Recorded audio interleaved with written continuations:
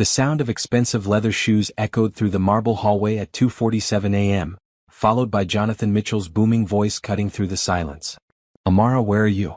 I need those quarterly reports ready by morning and—" Before another word could escape his lips, a soft warm hand pressed firmly against his mouth, stopping him mid-sentence. Amara Washington stood before him in her simple cotton pajamas, her dark eyes wide with urgency, her finger pressed to her lips in a shushing motion. "Your daughter is sleeping," she whispered, her voice barely audible but firm. "Lily had nightmares earlier and just fell back asleep an hour ago."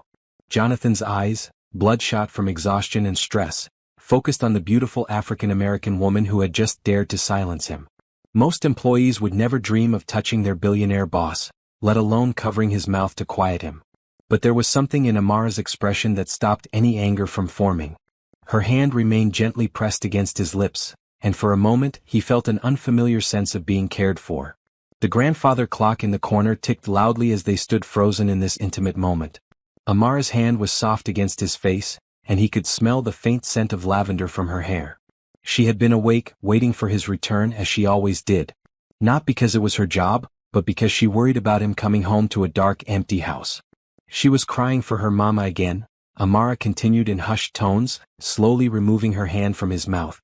"It took me 2 hours to calm her down. She's finally peaceful now." Jonathan felt something crack inside his chest. His 7-year-old daughter Lily had been struggling with nightmares ever since her mother died 2 years ago. Work had consumed him so completely that he barely noticed how much his little girl was suffering. But Amara noticed. Amara always noticed. Can you imagine having someone who cares so deeply about your family's well-being that they'd risk everything to protect a child's sleep? If this story touches your heart, please subscribe and share your thoughts in the comments below. "I'm sorry," Jonathan whispered back, his voice hoarse from the long day of meetings and conference calls. "I didn't think." "You never have to apologize for coming home," Amara said gently, taking his briefcase from his hands. "But let me help you be quiet. Come." She led him through the dimly lit hallway, past Lily's bedroom where soft night lights cast gentle shadows on the walls. Through the partially open door, they could see the little girl curled up with her stuffed elephant, breathing peacefully. Jonathan's heart clenched as he watched his daughter sleep. When had he last tucked her in? When had he last read her a bedtime story? Amara noticed his expression and touched his arm softly. "She knows you love her. She talks about you all day, wondering when Daddy will come home." They moved to the kitchen where Amara had left a plate of food warming in the oven. She had learned his schedule by heart, always making sure he had something to eat no matter how late he returned. As she quietly prepared his meal, Jonathan sat at the kitchen island and really looked at her for the first time in months. Amara was 26, with smooth dark skin that seemed to glow even in the soft kitchen lighting. Her hair was pulled back in a simple bun, and she moved with graceful efficiency around his kitchen. She had been working for his family for 8 months now, but tonight felt different. Tonight, she had touched him not as an employee, but as someone who genuinely cared. "You don't have to do this," Jonathan said as she placed the warm plate before him. "It's so late." "Mr. Mitchell," Amara said with a small smile, "taking care of you and Lily isn't just my job. It's what I want to do." Something in her voice made him pause with the fork halfway to his mouth. There was a warmth there, a sincerity that he hadn't experienced in years. Since his wife Rebecca's death, his world had become cold and mechanical. Work, meetings, deals, profits. But Amara brought something different into his home. Something that felt like care. "How was your day?" she asked, settling into the chair across from him with a cup of tea. It was such a simple question, but Jonathan couldn't remember the last time someone had asked him that and actually wanted to hear the answer. He found himself telling her about the difficult negotiations, the pressure from board members, the exhaustion that seemed to follow him everywhere. Amara listened without judgment, occasionally nodding or making soft sounds of understanding. She didn't try to fix his problems or offer business advice. She simply listened, and somehow that made everything feel more manageable. When he finished eating, she walked him upstairs, moving quietly past Lily's room. At his bedroom door she paused. "Mr. Mitchell," she said softly, "you're a good father. And you're a good man. Don't let the world make you forget that." As she turned to go to her own small room down the hall, Jonathan felt something shift inside him. For the first time in 2 years he felt like maybe, just maybe, he wasn't completely alone in this world. 8 months earlier, Amara Washington had stood outside the imposing iron gates of the Mitchell estate, clutching a worn leather portfolio containing her few references.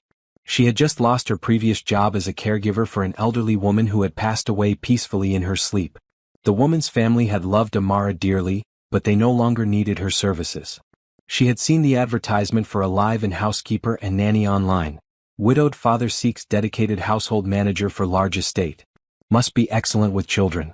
Competitive salary and private living quarters provided. Something about the formal language had told her this was a man who was drowning but too proud to admit it. Jonathan had interviewed her himself that day, sitting rigidly behind his massive oak desk in his home office. Dark circles shadowed his eyes, and his expensive suit couldn't hide the weight he had lost. Behind him, family photos showed a different man, one who smiled freely with his beautiful wife and baby daughter. References? He had asked curtly, barely looking at her. Amara had placed the portfolio on his desk and waited. She watched as his eyes scanned the glowing recommendations from her previous employers. Mrs. Patterson's children had written that Amara had loved their mother like family. Dr. Roberts had noted her exceptional compassion and reliability. The position requires long hours, Jonathan had said, still not meeting her eyes. I work late. I travel frequently. My daughter needs consistency. I understand, Amara had replied simply. Children need stability, especially when they're processing loss. That had made him look up sharply. Something in her tone had cut through his professional detachment. You have experience with grief? He had asked. I lost my parents when I was 12, Amara had said gently. I know what it feels like when the world changes overnight. For the first time during the interview, Jonathan's expression had softened slightly. I'm not an easy person to work for right now. I'm dealing with things. Most people aren't easy when they're in pain, Amara had said. But everyone deserves patience while they heal. He had hired her that afternoon. Her first week had been challenging. Jonathan was rarely home, leaving before dawn and returning after midnight. When he was present, he was distant and demanding, barking orders and finding fault with everything.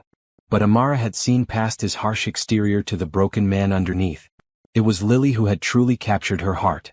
The little girl was 5 then, small for her age, with her father's dark hair and her mother's gentle brown eyes. She was painfully shy, speaking in whispers and flinching whenever someone spoke too loudly. Mama went to heaven, Lily had told Amara on her second day.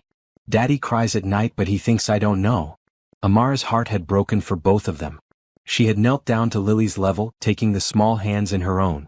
It's okay to miss your mama, she had said softly. And it's okay that Daddy is sad too. But you know what?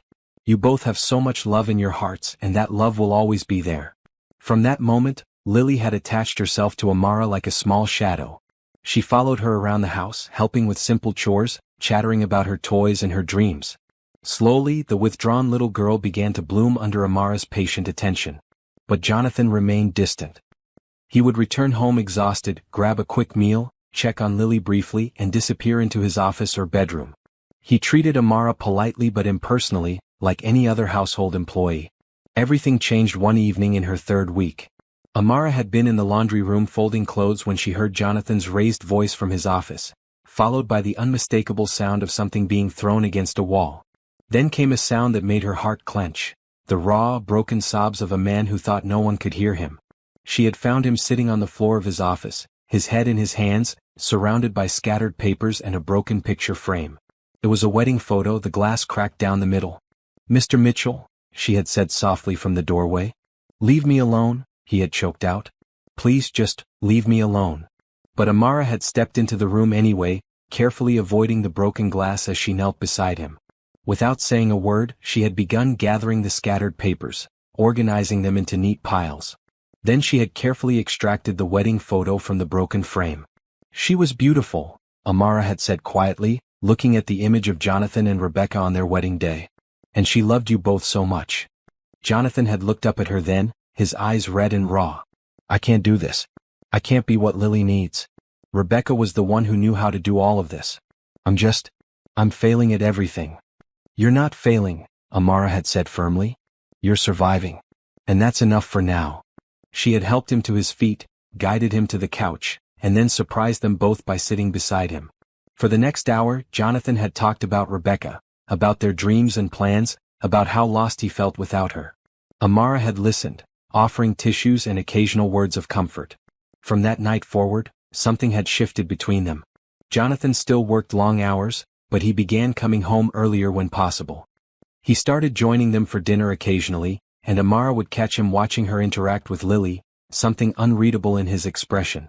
Now, 8 months later, as Amara lay in her comfortable bed in the small suite Jonathan had provided for her, she reflected on how much had changed. This house had become her home, and this broken little family had become her world. Through her window she could see the lights still on in Jonathan's bedroom. He was probably reading reports or answering emails, pushing himself too hard as always.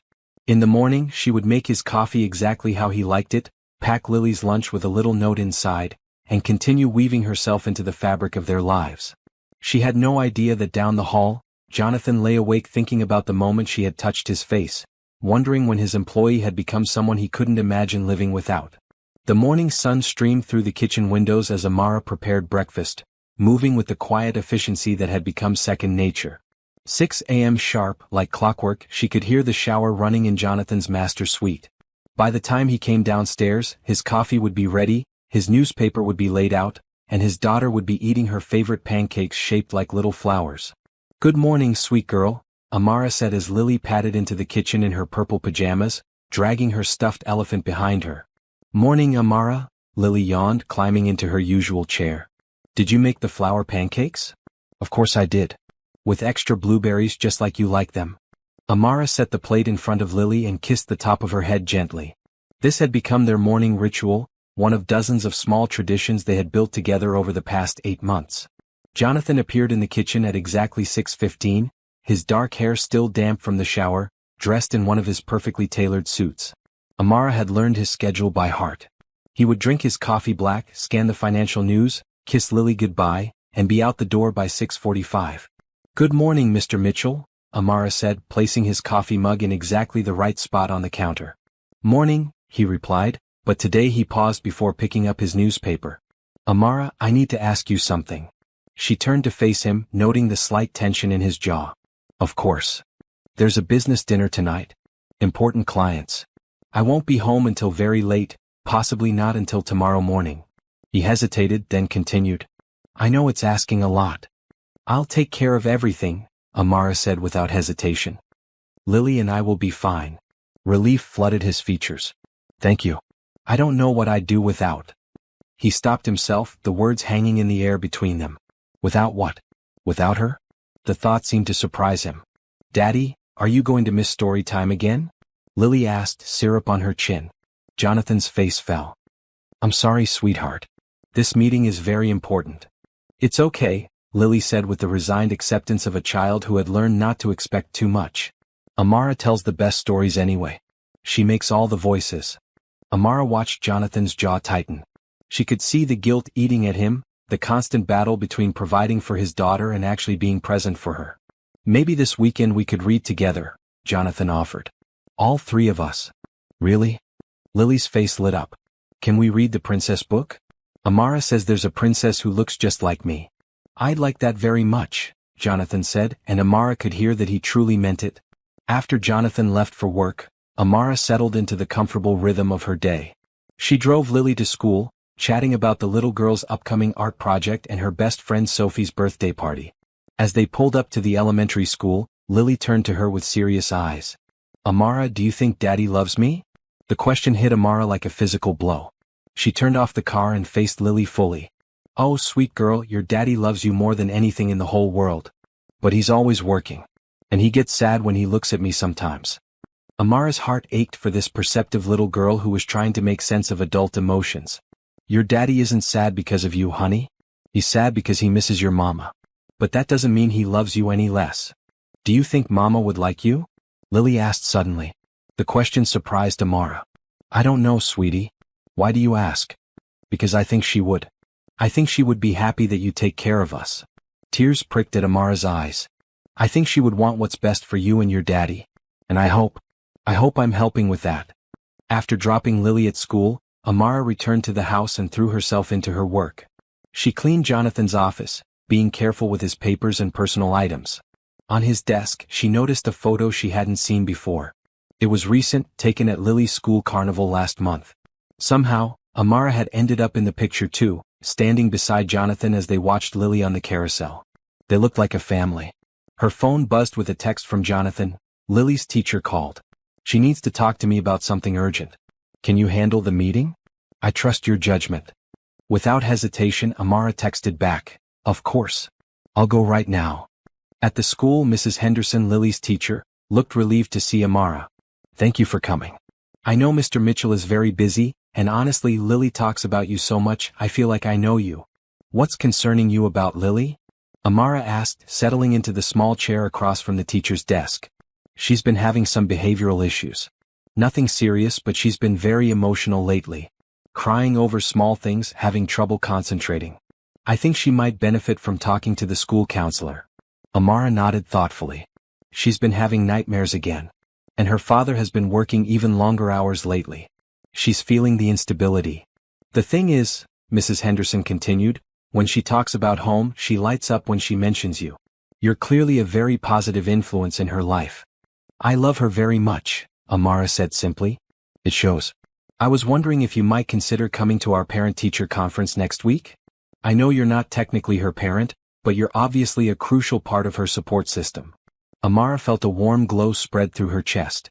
To be included in Lily's educational life, to be seen as important to her well-being, meant more than she could express. I would be honored, she said.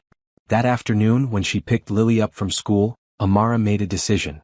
Instead of going straight home, she drove to the park. Where are we going? Lily asked. I thought we could have an adventure today. Just you and me. They spent the afternoon on the swings and slides, feeding ducks at the pond, and having an impromptu picnic on a blanket Amara kept in the car. Lily laughed more that afternoon than she had in weeks. As they sat under a large oak tree sharing sandwiches, Lily leaned against Amara's shoulder. I wish you could be my mama, she said quietly. Amara's breath caught in her throat. Oh, sweetheart. I know you can't really, but sometimes I pretend. Is that okay? Tears filled Amara's eyes as she wrapped her arms around the little girl. That's more than okay. And you know what? Even though I can't be your mama, I love you just as much as if I was. Really? Really? You're one of the most important people in my whole life. That evening, after Lily was tucked into bed with an extra long story and several extra hugs, Amara sat in the living room with a cup of tea thinking about the day. Her phone buzzed with another text from Jonathan. How did the meeting go? Is everything okay? She typed back, everything's fine. Lily had a wonderful day. We'll talk when you get home. Thank you. For everything. I don't know how to repay you. Amara stared at the message for a long time before responding. You don't need to repay kindness. We're family. She hit send before she could second-guess herself. They were family in every way that mattered. And somehow she knew that Jonathan was beginning to feel it too. Jonathan's key turned in the front door at 11:30 p.m., much earlier than Amara had expected. She had been curled up on the living room couch with a book, waiting for him as she always did, a habit that had developed naturally over the months. The sound of his footsteps was different tonight, less hurried, more purposeful. You're home early, she said, closing her book and standing as he entered the living room.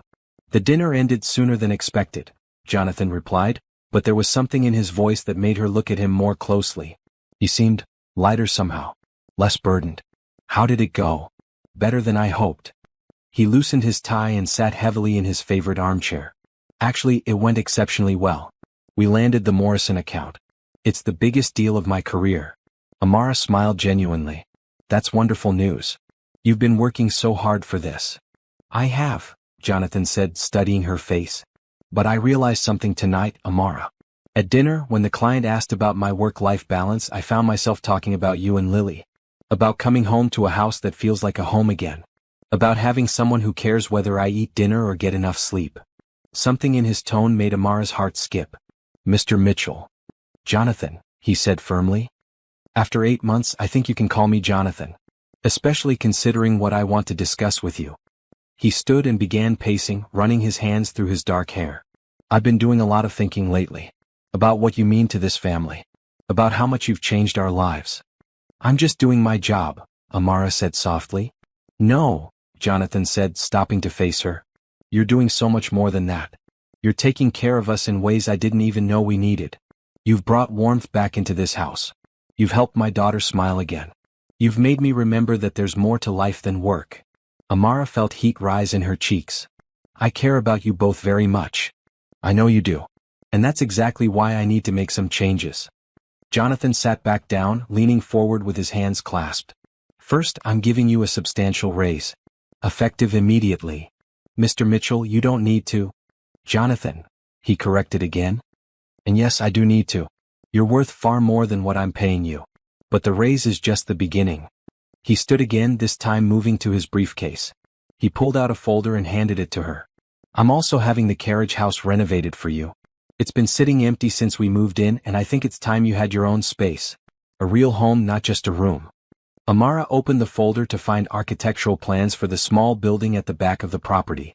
The plans showed a complete renovation, turning the old carriage house into a beautiful one-bedroom apartment with a full kitchen, living area, and even a small garden space.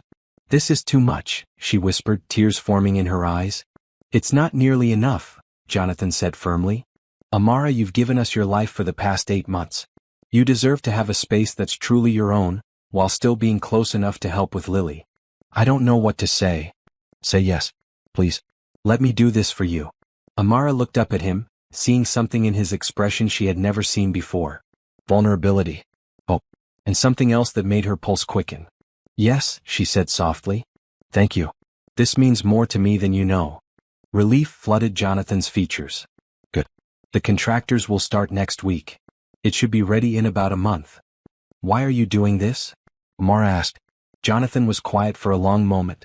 Because somewhere along the way you stopped being just an employee. You became essential. To me, to Lily, to this family. I need you to know that you're valued. That you're important. The word hung between them, loaded with meaning neither of them was quite ready to explore. There's something else, Jonathan continued, his voice softer now. I want to start being more present for Lily. I realize I've been using work as a way to avoid dealing with my grief, but that's not fair to her. Or to you for that matter. You shouldn't have to carry all the responsibility. I don't mind. I know you don't. But I do. I want to be the father she deserves. I want to come home for dinner more often. I want to read her bedtime stories. I want to take her to school sometimes and go to her art shows and just be present. Amara felt her heart swell with pride and affection. She would love that so much. What about you? Jonathan asked suddenly. Would you be okay with that? With me being around more? The question surprised her. Of course. This is your home, your family. I would never. That's not what I meant, Jonathan interrupted gently. I meant, would you be comfortable with me being around more? With us spending more time together as a family? The word family sent a shiver through Amara. They had been functioning as a family for months now, but hearing Jonathan acknowledge it out loud was overwhelming. I would like that very much, she admitted. Jonathan smiled then, the first truly relaxed smile she had seen from him in months. Good. Because I have one more thing to ask you. He reached into his jacket pocket and pulled out an envelope. Next month I have to attend a charity gala. It's for the children's hospital where Rebecca used to volunteer. I haven't been since she died, but I think it's time. And I was hoping, would you come with me? Amara's eyes widened. To the gala? As my date, Jonathan clarified, his cheeks slightly flushed. I know it's presumptuous, and if you're not comfortable with it, I completely understand. But I don't want to go alone, and there's no one else I'd rather have beside me. Amara's heart pounded. A charity gala. As his date. It would be a public declaration that she was more than just his employee. It would change everything between them. Yes, she said without hesitation. I would be honored. The relief and joy on Jonathan's face was worth any uncertainty she felt. Really? Really? Though I should warn you, I've never been to anything that fancy before. We'll figure it out together, Jonathan said warmly. I'll make sure you have everything you need. As they stood there in the soft lamplight of the living room, something fundamental shifted between them. They were no longer just employer and employee, no longer just two people caring for the same child. They were becoming something new, something neither of them had expected but both were ready to explore. I should let you get some rest, Amara said, suddenly aware of how late it was. Yes, and I should check on Lily, Jonathan replied, but neither of them moved. She had a good day today, Amara said. We went to the park after school. She laughed so much. Thank you, Jonathan said quietly. For making her happy. For making us both happy. Thank you for letting me be part of your lives. For trusting me with what matters most to you. Good night, Amara. Good night, Jonathan. As Amara climbed the stairs to her room, she felt like she was floating. Everything was changing, evolving into something beautiful and unexpected. For the first time in her life, she felt like she was exactly where she belonged. The next 3 weeks passed in a blur of renovation noise, laughter, and subtle changes that transformed the Mitchell household into something warmer and more alive than it had been in years. True to his word, Jonathan began coming home earlier, often arriving in time to help with Lily's homework or share dinner with them. Amara watched in wonder as father and daughter slowly reconnected. The first few evenings had been awkward, with Jonathan unsure of how to navigate bedtime routines and Lily shy around her father who had become more stranger than parent. But Amara gently facilitated their interactions, creating space for them to rediscover each other. "Daddy, you're holding the book upside down," Lily giggled one evening as Jonathan attempted to read her favorite story. "Am I?" Jonathan asked with exaggerated confusion, making Lily dissolve into laughter. "I was wondering why the princess was walking on the ceiling." Amara watched from the doorway, her heart full as she saw the joy returning to both their faces. These were the moments she had been hoping for, praying for, working toward. But it wasn't just Lily who was healing. Jonathan was changing too, becoming more relaxed, more open. He started asking Amara about her day, her thoughts on things, her dreams beyond the walls of his house. They began having long conversations after Lily went to bed, talking about everything from books to philosophy to their childhoods. "What did you want to be when you were little?" Jonathan asked one evening as they sat in the living room, the baby monitor crackling softly on the coffee table between them. "A teacher," Amara admitted. "I wanted to help children learn and grow. I guess in some ways I'm still doing that." "Why didn't you pursue it?" Amara was quiet for a moment. "Money mostly.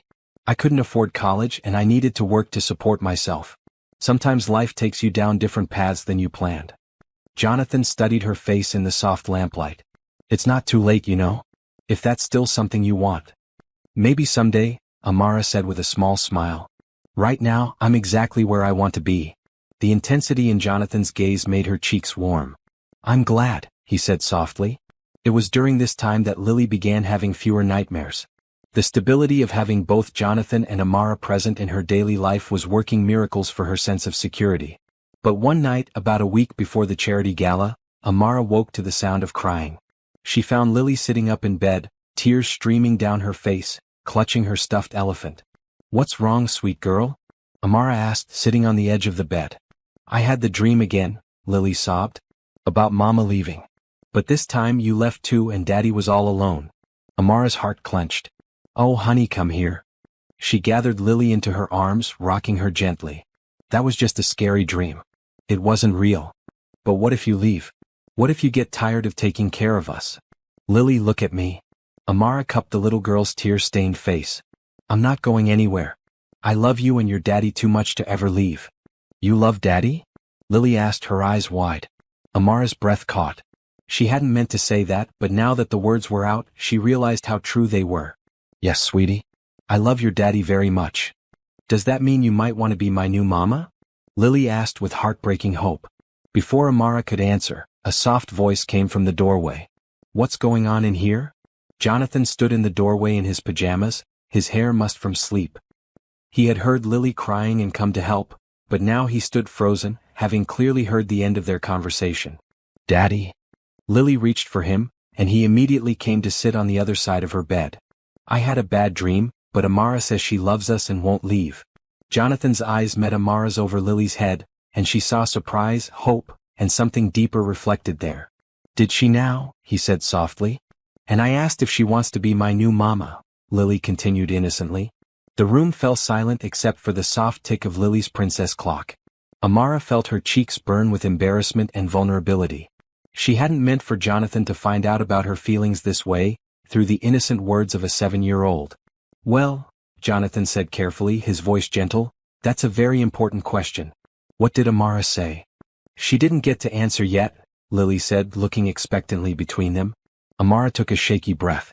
"I said that I love you both very much, and that families can be made in many different ways." "Like how Sophie has 2 mamas?" Lily asked, referring to her classmate whose parents had divorced and remarried. "Exactly like that," Jonathan said, never taking his eyes off Amara. "Love is what makes a family, not just blood." They tucked Lily back into bed together, reading her another story until she drifted off to sleep. As they tiptoed out of her room, Jonathan gently touched Amara's arm. "Can we talk?" he whispered. They made their way downstairs to the kitchen where Jonathan put the kettle on for tea. The familiar ritual helped calm Amara's racing heart. "I'm sorry," she began. "I didn't mean for her to hear me say that. I don't want to make things complicated." "Amara," Jonathan interrupted, turning to face her. "Are you sorry you said it or sorry that I heard it?" The question caught her off guard. I don't know. Because I'm not sorry I heard it." Jonathan stepped closer, his eyes serious and warm. "I've been trying to figure out how to tell you that I've fallen in love with you." Amara's heart stopped. "What?" "I love you," Jonathan repeated, his voice stronger now. "I love the way you care for Lily like she's your own daughter. I love how you've brought laughter back into this house. I love how you listen to me, really listen without trying to fix everything. I love how you've helped me remember who I am beyond my work." Tears filled Amara's eyes. "Jonathan, I know it's complicated. I know there are questions about our relationship, about how it started, about what people might think. But I also know that what we have is real and good and worth fighting for." "I love you too," Amara whispered. "I've been trying to keep things professional, but I can't help it. You and Lily, you've become my whole world." Jonathan reached for her hands, intertwining their fingers. "Then let's stop pretending this is just about employment. Let's be honest about what this is." "What is this?" Amara asked, her voice barely audible. "This is love," Jonathan said simply. "This is family. This is everything I thought I'd lost when Rebecca died, but different. Beautiful in its own way." The kettle whistled, breaking the spell of the moment. But as Jonathan turned to pour their tea, Amara felt something settle into place in her chest. For the first time since she had arrived at this house, she allowed herself to truly imagine a future here. Not as an employee, not as a caregiver, but as a woman in love with a man who loved her back. "The gala is this weekend," Jonathan said as he handed her a steaming mug. "I know. I have my dress and everything." Jonathan smiled. "I can't wait to show you off. To let the whole world know how lucky I am." "Are you sure about this? About us? About going public with whatever this is?" Jonathan set down his mug and cupped her face in his hands. "Amara, I have never been more sure of anything in my life. I want to build a life with you. I want to give Lily the family she's been hoping for. I want to wake up every morning knowing that you're here because you choose to be, not because I'm paying you to be." "I choose to be here," Amara said firmly. "I've chosen to be here every day for months now." "I know," Jonathan said, stroking her cheek with his thumb. "And now I'm choosing you too. Officially. Completely." As they stood in the quiet kitchen, holding each other close, both of them knew that everything was about to change. The gala would be their debut as more than employer and employee, more than caregiver and client. It would be their announcement to the world that love could bloom in the most unexpected places, between the most unlikely people. "What do we tell Lily?" Amara asked. "The truth," Jonathan said. "That we love each other and we want to be a real family. She's going to be over the moon. She's going to plan our wedding before we even get engaged," Jonathan laughed. The word wedding hung in the air between them, full of possibility and promise. Neither of them was ready to talk about that yet, but both of them were thinking about it. For now, it was enough to know that they had found each other, that love had grown quietly and steadily in the spaces between their daily routines. It was enough to know that tomorrow and all the tomorrows after that they would face together. The morning sun streamed through the kitchen windows as Amara prepared breakfast, but today felt different. Everything felt different since the night she and Jonathan had finally acknowledged their love for each other. She moved around the kitchen with the same efficiency as always, but there was a lightness in her step, a glow in her cheeks that hadn't been there before. "You're humming," Lily observed as she padded into the kitchen in her favorite unicorn pajamas. "Am I?" Amara asked, setting a plate of heart-shaped pancakes in front of the little girl. You only hum when you're really, really happy. Like when Daddy bought you the pretty flowers for your room." Amara smiled, remembering the bouquet of sunflowers Jonathan had surprised her with last week. "I'm happy, sweet girl. Very happy." "Is it because Daddy's not working late anymore?" "That's part of it," Amara admitted, pouring orange juice into Lily's favorite cup. Jonathan appeared in the doorway, already dressed in his charcoal gray suit but moving without his usual rushed energy. These past few days, he had been starting his mornings differently, taking time to actually be present instead of grabbing coffee and running out the door. "Good morning, ladies," he said, and Amara felt her heart skip at the warmth in his voice. "Morning, Daddy," Lily chirped. Amara made heart pancakes. "I can see that," Jonathan said, catching Amara's eye over Lily's head. "They look delicious." There was something in his expression that made Amara's pulse quicken. He looked determined, like a man who had made an important decision. If you're wondering what life-changing moment is about to unfold, you're not alone. Don't miss what happens next. Subscribe for more heartwarming stories and share your thoughts in the comments below. Amara, Jonathan said as he settled into his chair with his coffee, I have something I want to discuss with you. Both of you actually. Lily looked up from her pancakes, syrup on her chin. Are we in trouble? No, sweetheart, Jonathan laughed. The opposite, actually. I have a proposition for Amara. Amara set down the orange juice pitcher and turned to face him fully. What kind of proposition? Jonathan pulled a manila envelope from his briefcase and placed it on the kitchen table. I've been thinking about our conversation the other night. About your dreams of being a teacher. Jonathan, you don't need to. Let me finish, he said gently. I called the university yesterday. The education program has rolling admissions for their evening classes. You could start this fall and still maintain your schedule here during the day. Amara stared at him, not quite comprehending. I don't understand. I want to pay for your college education, Jonathan said clearly. Full tuition, books, everything. I want you to become the teacher you always dreamed of being. The kitchen fell silent except for the soft clink of Lily's fork against her plate. Amara felt like the world had tilted on its axis. I can't let you do that, she whispered. Why not? Because it's too much. Because I don't deserve. Stop, Jonathan said firmly, standing and moving around the table to face her. You deserve everything good in this world, Amara. You've given us so much, let me give this to you. But the cost is nothing compared to what you've brought into our lives. Money can't buy what you've given us, but it can help you achieve your dreams. Amara's eyes filled with tears. Why would you do this? Because I love you, Jonathan said simply, apparently not caring that Lily was listening to every word. Because you've supported my dreams and taken care of my family, and now I want to support yours. What's college? Lily asked, looking between them with curiosity. It's a place where grown-ups go to learn how to do special jobs, Amara explained, her voice shaky.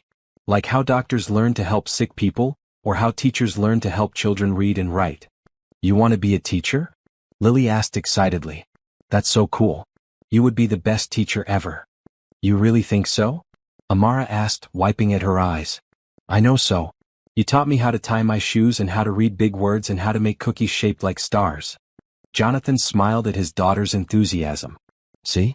You already have a glowing recommendation. Amara looked down at the envelope on the table, then back at Jonathan. What if I can't do it? What if I'm not smart enough for college? Are you kidding me? Jonathan said incredulously. Amara, you're one of the most intelligent people I know. You solve problems every day. You've taught yourself so much just by reading and observing. You understand people in ways that some folks with multiple degrees never will. But what about my responsibilities here? What about taking care of you and Lily? We'll figure it out together, Jonathan said. Classes are mostly in the evenings and I'll be home more to help with Lily. We're a team now, remember? The word team sent warmth flooding through Amara's chest. They were a team. A family. And families supported each other's dreams. I want to do it, she said quietly, then with more conviction. I want to do it. Really? Jonathan's face lit up with joy. Really? But I have conditions. Jonathan raised an eyebrow. Conditions? I want to pay you back. Every penny. It might take years, but I want to earn this. Amara? Please, she said firmly. This means too much to me to just accept this charity. Let me earn it. Let me be worthy of it. Jonathan studied her face for a long moment, then nodded.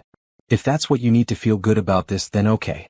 But the interest rate is 0% and you can take as long as you need. Deal, Amara said, extending her hand for a shake.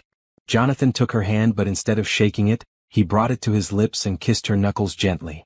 Deal. You mushy stuff. Lily giggled, but she was beaming at them both. There's more, Jonathan said, reaching for another envelope. I also want to offer you something else. More? Amara asked, overwhelmed. I want you to officially become Lily's guardian. If something ever happens to me, I want to know that she'll be with someone who loves her as much as I do. This time Amara did start crying.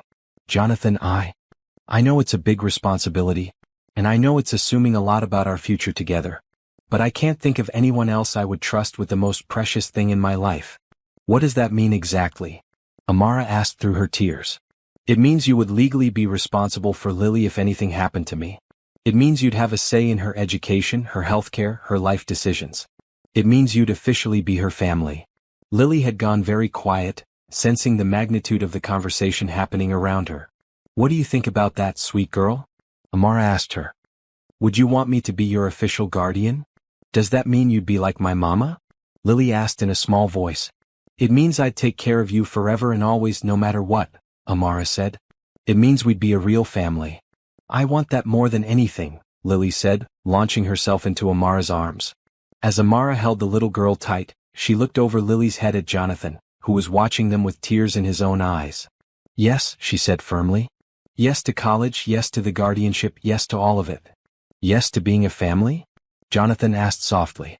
Yes to being a family, Amara confirmed. Later that morning, after Jonathan had left for work and Lily was at school, Amara sat in the carriage house that was nearing completion of its renovation. The workers had finished the interior, and soon she would have her own beautiful space. But looking around at the cozy apartment, she realized that what made a place home wasn't the walls or the furniture. It was the people who filled it with love. Her phone buzzed with a text from Jonathan. Thank you for saying yes. Thank you for choosing us. She typed back, thank you for giving me a future I never dared to dream of. The gala is tomorrow night. Ready to show the world what we've found. Amara smiled as she responded, ready to show the world how much I love you both. As she sat in her soon-to-be home, surrounded by the evidence of Jonathan's faith in her future, Amara felt a deep sense of peace settle over her. She was going to be a teacher. She was going to be Lily's guardian. She was going to be part of a family that chose each other every single day. The scared young woman who had stood outside these gates 8 months ago would never have believed this was possible. But love, Amara had learned, made all things possible. The morning of the charity gala dawned gray and stormy, with rain pelting against the windows of the Mitchell mansion. Amara stood in her new carriage house apartment, which had been completed just 3 days earlier, trying on her dress for the 5th time. The elegant navy blue gown that Jonathan had insisted on buying for her fit perfectly, but she couldn't shake the nervous energy that had been building all week. This would be their first public appearance as a couple. Up until now, their relationship had existed in the safe bubble of their home, witnessed only by Lily and the household staff. Tonight, they would walk into a room full of Jonathan's business associates, society figures, and the press.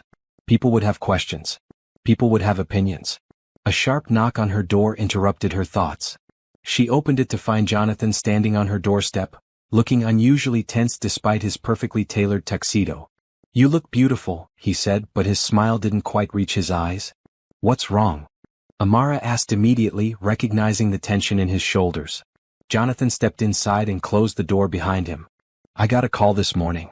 There's been a problem with the Morrison account. The big deal you just landed? What kind of problem?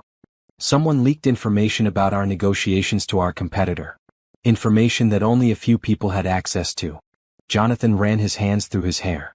The client is furious. They're threatening to pull the contract and go with Hammond Industries instead. Amara's heart sank. She knew how important this deal was to Jonathan, both financially and professionally. What does this mean? It means I might lose the biggest account of my career. It means someone in my company betrayed me. And it means... He paused, looking pained. It means I might have to cancel tonight. Oh, Amara said, trying to hide her disappointment. She had been nervous about the gala, but she had also been looking forward to it. To standing beside Jonathan proudly, to finally being acknowledged as part of his life. No, Jonathan said quickly, seeing her expression. No, I'm not canceling. This deal, this betrayal, none of it is more important than you. Than us. We're going to that gala and we're going to show everyone how proud I am to have you in my life. Jonathan, if your business needs you, my business will survive one evening. But missing our first night out together, that would be something I'd regret forever. A crash of thunder outside made them both jump. Through the window they could see tree branches bending in the wind. It's really coming down out there, Amara observed. Nothing's going to stop us tonight, Jonathan said firmly. Not the weather, not business problems, nothing. But as they prepared to leave for the gala, it became clear that the universe had other plans. Jonathan's phone rang constantly with updates about the Morrison situation. Each call brought worse news. Not only was the client threatening to leave, but word was spreading through the business community about the leak. Other potential clients were expressing concerns about the security of their information. Sir, James, their driver, said as they climbed into the limousine. "I should warn you, the roads are flooding downtown. We might need to take a longer route." "Whatever it takes," Jonathan said, but Amara could see the stress lines deepening around his eyes. The drive to the hotel took twice as long as expected. They sat in traffic, watching other elegantly dressed couples rush through the rain toward the hotel entrance. Jonathan's phone continued to ring. "Answer it," Amara said finally. "You need to handle this." "I'm not taking business calls on our first date," Jonathan said stubbornly. "This isn't just business," Amara said gently. "This could affect everything. Your company, your employees, Lily's future. Answer the phone." Jonathan looked at her for a long moment, then squeezed her hand. "This is why I love you. You always put what's important first." The phone call was as bad as expected. Jonathan's face grew graver with each piece of information. When he finally hung up, he was quiet for several minutes. "How bad is it?" Amara asked. "Bad. The leak came from someone high up in my organization. Someone I trusted. And now 3 other major clients are demanding meetings to discuss the security of their accounts." "What are you going to do?" "Fight," Jonathan said simply. "I built this company from nothing. I'm not going to let one betrayer destroy everything I've worked for." They finally arrived at the hotel, an hour late and thoroughly soaked from the short dash from the car to the entrance. As they stood in the ornate lobby, dripping and slightly bedraggled, Amara caught sight of herself in a mirror and almost laughed. "So much for making a perfect first impression. We look like drowned rats," she said. "We look like survivors," Jonathan corrected, offering her his arm. "Ready to face the wolves?" The ballroom was magnificent, filled with beautifully dressed people, soft music, and the gentle clink of champagne glasses. But Amara immediately sensed the undercurrent of whispered conversations and speculative glances. Word about Jonathan's business troubles had clearly made the rounds. "Jonathan." A silver-haired man in an expensive tuxedo approached them with a concerned expression. "Terrible business about Morrison. Any truth to the rumors about a corporate spy?" "Richard," Jonathan replied smoothly, "I'd like you to meet Amara Washington." "Amara, this is Richard Blackwell, chairman of Blackwell Communications." Richard's eyebrows rose slightly as he took in Amara's appearance and obvious nervousness. "Charming to meet you, my dear. How do you know Jonathan?" "Amara is very special to me," Jonathan said firmly, placing a protective hand on her back. "She's the woman I'm in love with." The words hung in the air like a challenge. Richard's expression shifted from surprise to curiosity to something approaching approval. "Well then," Richard said with a small smile, "congratulations to you both. Jonathan, we should talk later about this Morrison situation. I might have some information that could help." As Richard walked away, more people approached. Some were genuinely warm and welcoming. Others were clearly fishing for gossip or sizing up the billionaire's unexpected choice and companion. Through it all, Jonathan never left Amara's side, never made her feel like anything less than his equal. "You're handling this beautifully," he whispered in her ear during a brief moment alone. "I'm terrified," Amara admitted. "So am I," Jonathan said. "But we're doing this together." The evening continued with its mixture of business discussions, social pleasantries, and barely concealed curiosity about their relationship. Amara found herself actually enjoying many of the conversations, particularly with the other women who were involved in various charitable causes. "You have a background in caregiving?" asked Mrs. Patterson, an elderly woman who ran a foundation for underprivileged children. "We're always looking for people with your experience to help with our programs." "I'd love to learn more," Amara said sincerely. "Jonathan mentioned you're starting college in the fall to become a teacher. How wonderful. We fund several scholarship programs for education majors." As the evening progressed, Amara began to see a different side of Jonathan's world. Yes, there were people who were shallow and judgmental. But there were also people doing important work, making real differences in their community. She could see herself being part of this world, not just as Jonathan's partner, but as someone who could contribute meaningfully. The real test came when David Hammond, Jonathan's biggest competitor, approached them during dinner. "Mitchell," Hammond said with a predatory smile, "heard you're having some trouble keeping your house in order." "Nothing I can't handle, Hammond," Jonathan replied coolly. "Interesting choice in companionship," Hammond continued, his eyes sliding over Amara in a way that made her skin crawl. "Quite a step down from Rebecca, wouldn't you say?" The table went silent.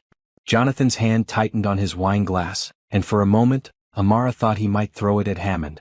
But before Jonathan could respond, Amara stood gracefully. "Mr. Hammond," she said with quiet dignity, I'll never be Rebecca and I would never try to be.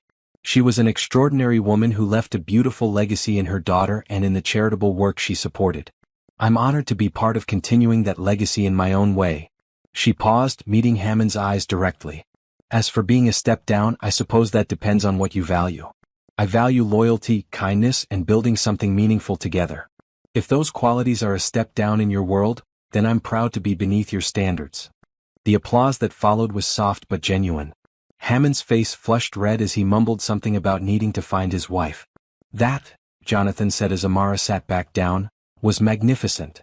I meant every word, Amara said simply. Later, as they danced to a slow jazz number, Jonathan pulled her close. This day started terribly, he said. Business disasters, storms, social sharks circling. But ending it here with you in my arms, having watched you handle everything with such grace. I've never been prouder to be with anyone. Even though your business might be in trouble? Especially because of that, Jonathan said. Anyone can be with you when things are going well. But you're here with me when things are falling apart. That tells me everything I need to know about your character. Where do we go from here? Amara asked. We go home, Jonathan said. We face whatever comes next together. We build our life one day at a time. As they swayed together on the dance floor, surrounded by the whispers and speculation of high society, Amara realized that she had never felt more certain about anything. Whatever challenges lay ahead, whatever storms they would have to weather, they would face them as a family. The rain had stopped by the time they left the hotel, and stars were beginning to peek through the clearing clouds. It felt like a sign, a promise that after every storm there would be light. 3 months after the charity gala, autumn had painted the trees around the Mitchell estate in brilliant shades of gold and crimson. Amara sat at the kitchen table, her college textbooks spread before her, highlighting passages about child development and educational psychology. The evening classes were more challenging than she had expected, but every assignment completed felt like a victory. How's the studying going? Jonathan asked, appearing in the doorway with 2 cups of coffee. Difficult but wonderful, Amara replied, accepting the coffee gratefully. I had no idea how much there was to learn about how children's minds work. You're practically a natural expert already, Jonathan said, settling into the chair beside her. Lily learns more from you in an afternoon than most kids learn in a week of school. Speaking of Lily, how did the parent-teacher conference go this afternoon? Jonathan's face lit up. Mrs. Henderson says she's like a different child. More confident, more engaged, happier. She specifically mentioned how much Lily talks about you and how secure she feels knowing you're part of her life. Amara felt the familiar warmth that came with knowing she was making a difference in Lily's world. She's such a special little girl. She asked Mrs. Henderson if you could come to career day and talk about being in college, Jonathan continued. Apparently she's been telling everyone that her, and I quote, soon-to-be mama, is going to be a teacher. Soon-to-be mama? Amara's heart skipped. She's gotten very creative with the terminology lately, Jonathan said with a gentle smile. Yesterday she introduced you to the grocery store clerk as her practice mama. Before Amara could respond, the kitchen door burst open and Lily bounded in, her cheeks flushed from playing outside with their neighbor's dog. Amara. Daddy. I learned a new song at school, she announced. Want to hear it? Always, Amara said, closing her textbook to give Lily her full attention. Lily launched into an enthusiastic rendition of a song about families, complete with hand gestures and dance moves. As she sang about different types of families, some with mamas and daddies, some with grandparents, some with adoptive parents, Amara felt a profound sense of belonging wash over her.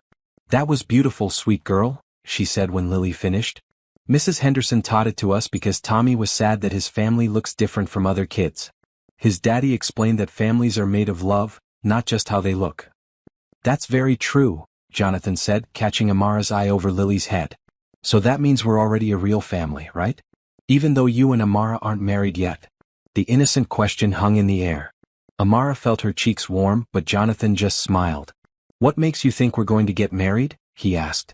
Because you love each other, Lily said matter-of-factly. And because Amara said she wanted to take care of us forever. And because when you love someone you get married so you can be together always. The simple logic of a 7-year-old was hard to argue with. Amara busied herself gathering her textbooks, unsure how to respond. Well, Jonathan said carefully, marriage is something that adults have to decide together when they're ready. Are you ready? Lily asked bluntly. Lily, Amara said gently, that's a very personal question. But I want to know. Lily protested. Sophie's mom and her boyfriend got married last month, and now Sophie has a new daddy who loves her. I want Amara to be my new mama officially. Jonathan reached over and touched Amara's hand softly. Sweetheart, why don't you go get ready for your bath? Amara and I need to talk about some grown-up things. After Lily scampered upstairs, the kitchen fell quiet except for the soft tick of the clock on the wall. I'm sorry, Amara said finally. I didn't know she was thinking about marriage. I never said anything to put that idea in her head. I know you didn't, Jonathan said. But maybe it's time we talked about it ourselves. Amara's heart began to race. Jonathan. I love you, Amara. I love you more than I ever thought possible. And I love the life we've built together. The three of us, we work. We make sense. We do, Amara agreed softly. I wasn't planning to do this tonight, but... Jonathan stood and moved to the kitchen drawer where he kept important papers. From the back he pulled out a small velvet box. Amara's breath caught in her throat. I bought this 2 weeks ago, Jonathan said, returning to sit beside her. I've been carrying it around, waiting for the perfect moment. But listening to Lily tonight, seeing how much she wants us to be an official family, I realized that there is no perfect moment. There's just this moment and this love, and this choice to build a future together. He opened the box to reveal a stunning but elegant diamond ring, clearly chosen with care and thoughtfulness rather than ostentation. Amara Washington, Jonathan said, his voice slightly shaky, will you marry me? Will you be my wife and Lily's mother, and my partner in everything? Tears filled Amara's eyes as she looked at the ring, then at Jonathan's hopeful face. Are you sure? Are you sure this is what you want? I have never been more sure of anything in my entire life, Jonathan said firmly. You're not a replacement for Rebecca. You're not a consolation prize. You're the love of my life, and I want to spend every day for the rest of my life showing you how grateful I am that you chose us. Yes, Amara whispered, then louder, yes, of course, yes. Jonathan slipped the ring onto her finger with shaking hands, then pulled her into his arms, kissing her with all the love and promise of their future together. Lily is going to be over the moon, Amara said when they finally broke apart. I have a feeling she's going to want to plan the entire wedding, Jonathan laughed. Let her, Amara said. She deserves to be part of this. She's the reason we found each other, in a way. Speaking of our future, Jonathan said, reaching for another envelope that had been hidden beneath his papers, I have one more offer for you. Another offer? Amara asked, still staring at the ring on her finger in amazement. I've been thinking about what you said at the gala, about wanting to be part of meaningful work. And I've been following your progress in your education classes. He handed her the envelope, which she opened to find legal documents and business papers. I want to start a foundation, Jonathan said. The Rebecca and Amara Mitchell Foundation for Educational Excellence.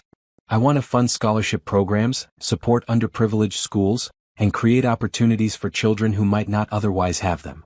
Amara stared at the papers in shock. You want to name it after me too? I want you to run it, Jonathan said. I want this to be your life's work if you want it. After you finish your education degree, you could transition from the classroom to helping thousands of children instead of just one classroom at a time. Jonathan, this is... Amara struggled for words. This is incredible. But I don't know anything about running a foundation. You know about love, Jonathan said simply. You know about dedication and care and seeing potential in people. Everything else can be learned. Amara looked at the papers again, seeing the scope of what Jonathan was proposing. It was enormous, life-changing, the chance to impact children's lives on a scale she had never imagined. I want to think about it, she said carefully. It's wonderful, but it's also huge. I want to make sure I can do it justice. Take all the time you need, Jonathan said. The offer will always be there. A thundering of small feet on the stairs announced Lily's return. She appeared in the kitchen doorway in her pajamas, her hair damp from her bath. Did you have your grown-up talk? She asked. Jonathan and Amara exchanged glances, then Amara held out her left hand, where the diamond caught the kitchen light. Lily's eyes went wide, then she let out a shriek of pure joy that could probably be heard 3 houses away. You're getting married. You're really getting married, she shouted, launching herself at both of them. We're getting married, Jonathan confirmed, gathering both his girls in his arms. Can I be the flower girl? Can I pick the flowers? Can we have a chocolate cake? Can Amara wear a princess dress? Yes to all of it, Amara laughed, tears of joy streaming down her face. We'll plan it all together. This is the best day ever. Lily declared. Wait until I tell Sophie. She's going to be so jealous that I get to be in a real wedding. As they sat in the kitchen, the three of them tangled together in a group hug. Amara marveled at how far they had all come. 9 months ago, she had been a woman looking for a job. Now she was an engaged woman, a college student, a soon-to-be mother, and potentially the head of a charitable foundation. Are you happy? Jonathan asked softly, stroking her hair. I'm so happy I can barely believe it's real, Amara replied. It's real, Lily said firmly. And we're going to be the best family ever. Looking at her engagement ring sparkling in the kitchen light, surrounded by the two people she loved most in the world, Amara knew that Lily was absolutely right. 6 months later, on a perfect spring morning, Amara stood before the full-length mirror in the bridal suite of the Mitchell estate, barely recognizing the woman looking back at her. The ivory silk dress was simple but elegant, flowing gracefully from her waist and catching the morning light that streamed through the windows. Her hair was swept up in an elegant style that Lily had helped choose, with small white flowers woven throughout. You look like a real princess, Lily whispered from her perch on the window seat, where she sat in her own pale pink flower girl dress, carefully guarding the basket of rose petals she would scatter down the aisle. You look pretty beautiful yourself, sweet girl, Amara replied, her voice slightly shaky with nerves and excitement. A soft knock at the door interrupted the moment. Come in, Amara called. To her surprise, Mrs. Patterson, the elderly woman she had met at the charity gala, entered carrying a small wrapped box. Mrs. Patterson. I didn't know you were here, Amara said, moving to embrace the older woman who had become a dear friend over the past months. I wouldn't miss this for the world, dear. Jonathan asked me to bring you something. She handed Amara the box with a mysterious smile. Something borrowed, as they say. Inside the box was a strand of pearls, elegant and timeless. These belong to Rebecca, Mrs. Patterson explained gently. Jonathan wanted you to wear them today. He said Rebecca would have loved you, and she would have wanted you to have something of hers for your wedding day. Amara's eyes filled with tears. Even now, even on the happiest day of her life, Jonathan was thinking of ways to honor his first wife's memory while celebrating their new beginning. I would be honored to wear them, Amara said as Mrs. Patterson fastened the pearls around her neck. There's a note, Lily piped up, pointing to a small envelope in the box. Amara opened it with trembling fingers. Inside, in Jonathan's familiar handwriting, were just a few lines. Rebecca would have loved you as much as we do. Thank you for bringing our family back to life. Thank you for teaching us that love multiplies rather than divides. Today isn't about replacing what we lost, but about celebrating what we've found. I love you. Now I'm going to ruin my makeup, Amara laughed through her tears. No crying, Lily declared, jumping up to hand Amara a tissue. Daddy says today is only for happy tears. Another knock at the door announced the arrival of Amara's small bridal party. Mrs. Henderson, Lily's teacher who had become a close friend, and Sarah, a fellow student from Amara's college program. It's time, Sarah announced. The guests are seated, the groom is pacing nervously at the altar, and this little flower girl is practically vibrating with excitement. The ceremony was being held in the estate's gardens, where white chairs were arranged in neat rows beneath a canopy of blooming cherry trees. It was a small gathering, just close friends and family, exactly what Amara and Jonathan had wanted. As they made their way downstairs, Amara's heart pounded with anticipation. She paused at the French doors leading to the garden, taking a deep breath. Ready? Lily asked, reaching up to take Amara's hand. Ready? Amara replied. The music began, a string quartet playing a gentle melody that Jonathan had chosen because it was Amara's favorite piece. Lily walked down the aisle first, scattering rose petals with serious concentration, her tongue poking out slightly as she focused on her important job. Then it was Amara's turn.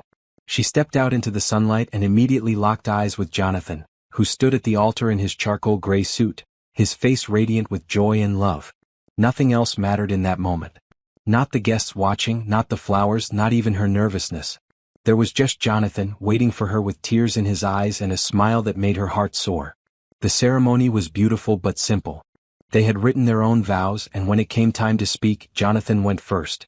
Amara, he began, his voice strong despite the emotion in his eyes, 9 months ago you came into our lives as an employee, but you became so much more. You became our healer, our guide, our heart. You taught me that it's possible to love again without forgetting what came before.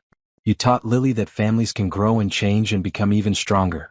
You taught us both that love isn't a finite resource, it's something that multiplies when it's shared. He paused, glancing at Lily, who was beaming at them both from her place in the front row. "I promise to support your dreams, to share in your joys and sorrows, to be your partner in all things.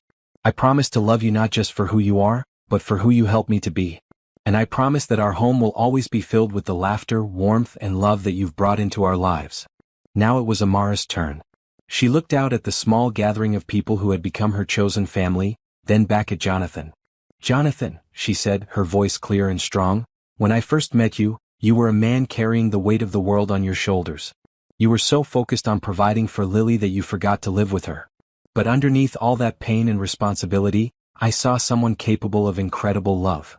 She reached out to include Lily in her vows, gesturing for the little girl to come stand beside them. "I didn't just fall in love with you, Jonathan. I fell in love with the family we became together. I fell in love with bedtime stories and breakfast conversations and the way Lily's face lights up when you come home.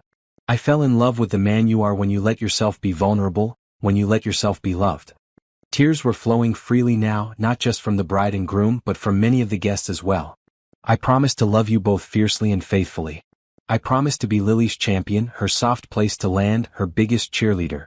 I promise to be your partner in building something beautiful together, not just a marriage, but a legacy of love that will last for generations." The officiant, a friend of Jonathan's family, smiled as he pronounced them husband and wife. "You may kiss your bride," he said. But before Jonathan could move, Lily piped up loudly, "Can I kiss her too? She's my mama now."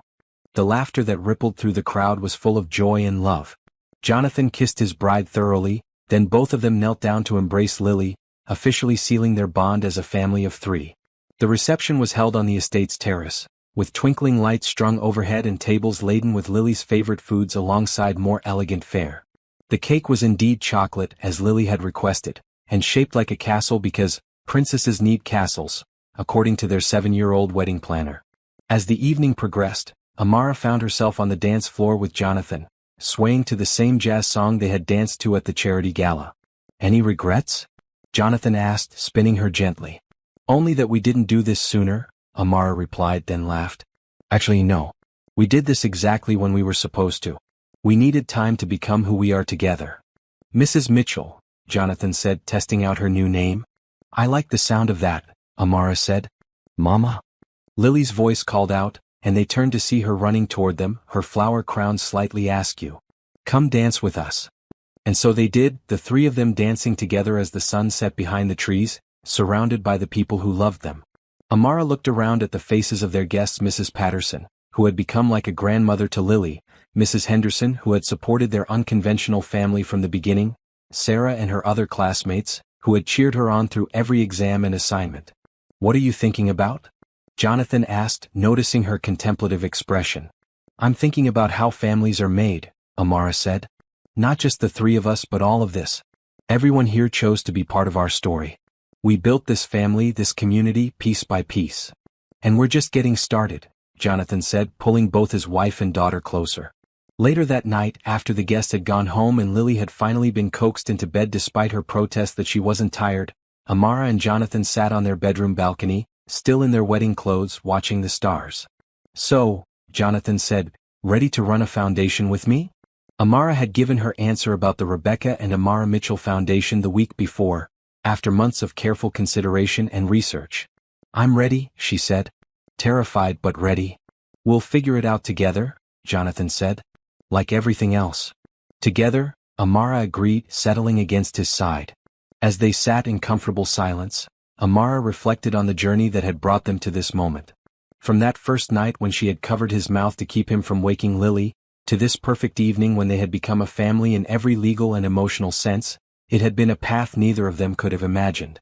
Love, she had learned, wasn't always dramatic or sudden. Sometimes it grew quietly, in the spaces between everyday moments. Sometimes it was built on shared bedtime stories and morning coffee, on tender care and unwavering support. Sometimes the greatest love stories were the ones that felt like coming home.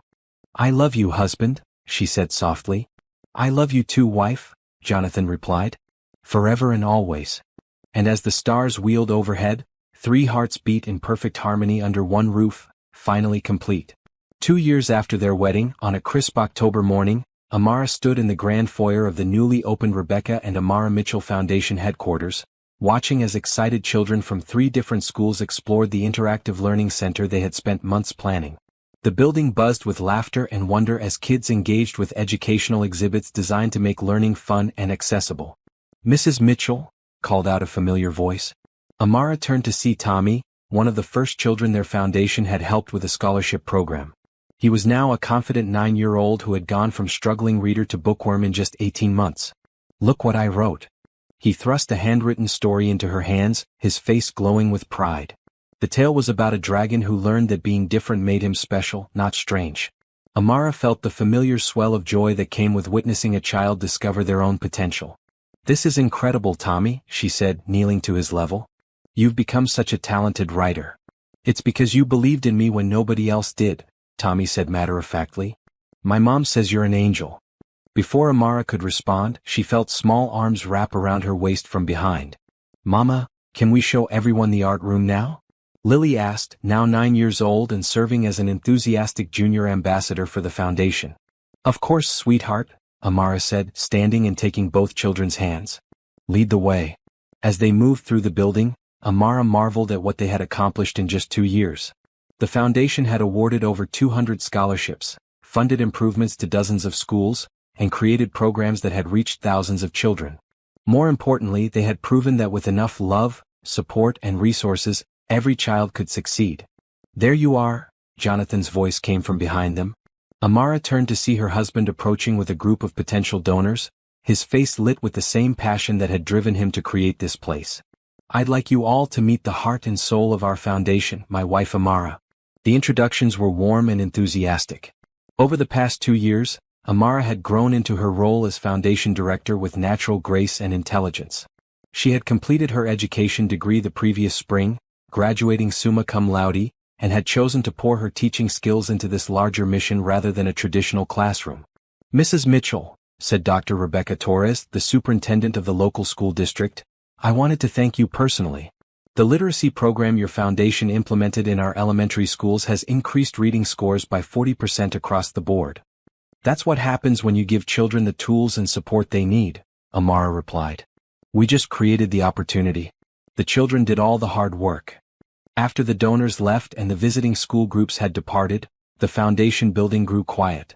Amara found Jonathan in his office, reviewing proposals for new programs. "Productive day?" she asked, settling into the chair across from his desk. "Very. We just got approval for the arts program expansion. 20 more schools will have music and art teachers by next semester." "That's wonderful," Amara said, but Jonathan noticed something in her tone. "What's on your mind? You look like you have something important to tell me." Amara smiled, pulling a manila envelope from her bag. "I do actually. I got the results back from the research study we commissioned on our mentorship program." Jonathan leaned forward as she handed him the report. His eyes widened as he read the findings. 93% of the children in our mentorship program showed improved academic performance, he read aloud. 87% reported increased confidence and self-esteem. "It gets better," Amara said. "The study shows that our model could be replicated in other cities with similar results. We're not just changing lives here, Jonathan. We could change lives everywhere." Jonathan set down the report and looked at his wife with amazement. "You want to expand nationally?" "I want to expand globally eventually," Amara said with a grin. "I know it sounds ambitious, but think about it. We've proven that our approach works. We have the resources, the experience, and the passion. Why should we limit ourselves to one city when there are children everywhere who could benefit from what we've learned?" "It would be a massive undertaking," Jonathan said thoughtfully. "The best things usually are," Amara replied. "Besides, we have something that most organizations don't have." "What's that?" "We have Lily," Amara said, her voice soft with love. "She's living proof that with the right support and love, any child can flourish. She's our inspiration and our reminder of why this work matters." As if summoned by their conversation, Lily appeared in the doorway, her backpack slung over her shoulder and her face bright with excitement. "Can we go home now?" she asked. "I want to show you both my science project before dinner." "Of course, sweetheart," Amara said, standing and gathering her things. The drive home was filled with Lily's chatter about her day at school, her friends, and her excitement about an upcoming field trip. Amara listened with half her attention while the other half contemplated the conversation she and Jonathan had just had.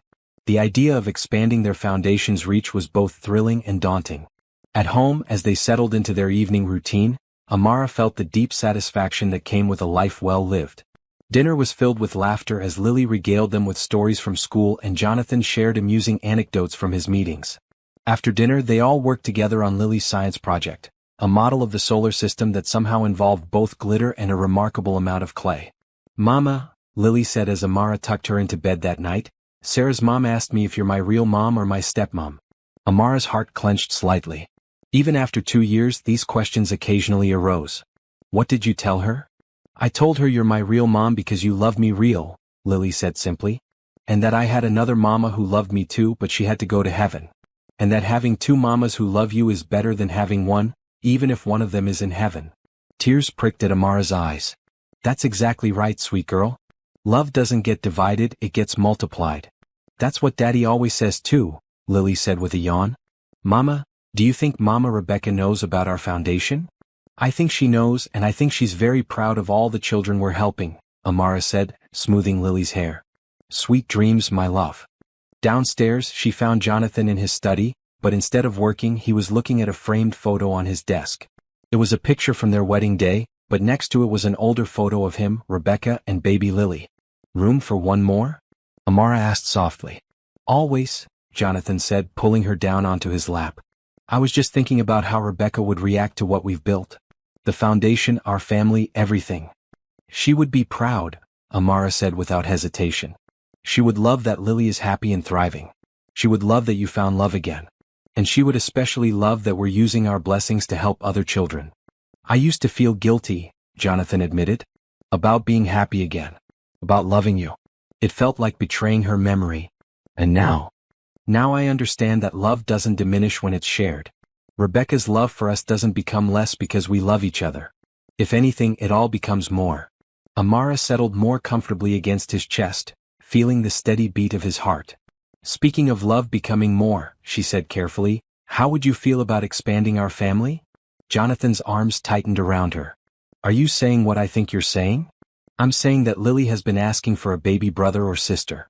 And I'm saying that I think our family has room for more love. Is this hypothetical or?" Amara turned in his arms to face him, her eyes bright with joy and nervousness. "It's not hypothetical. I'm pregnant, Jonathan.